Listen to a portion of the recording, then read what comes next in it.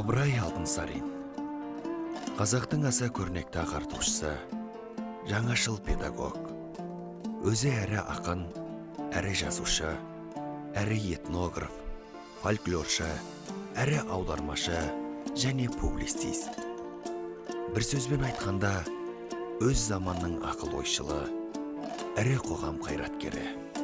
Бар саналы ғұмырын қалған жаңа заманның өркениетті елдерінің қатарына қосу жолын арнаған қара қазақтан шыққан бірінші адам. Шын аты Ибрахим. 1841 жылы Қостанай облысының Қостанай ауданы Арқарағай ауылында туған.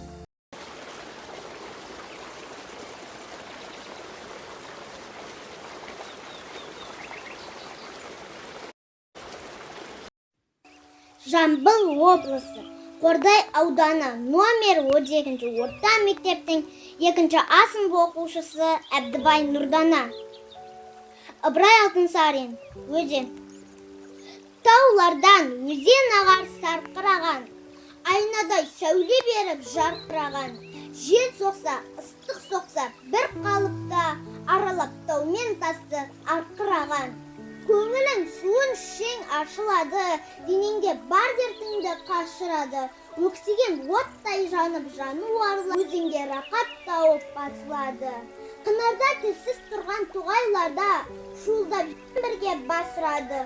10 мың мал айдап өтсең лай қалмайды, тасыса су бармаған сай қалмайды. Тасыған өзен судың қуатымен көк шығып шөп бітпеген жай қалмайды.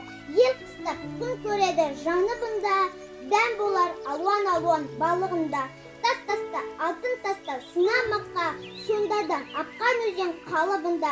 Құдыретін көресің бе құдайымның, мен ажыс тоқтар етен өзен денесінде. Арыстан демалуға суға кірсе, балықтар шымшып ойнап терісінде.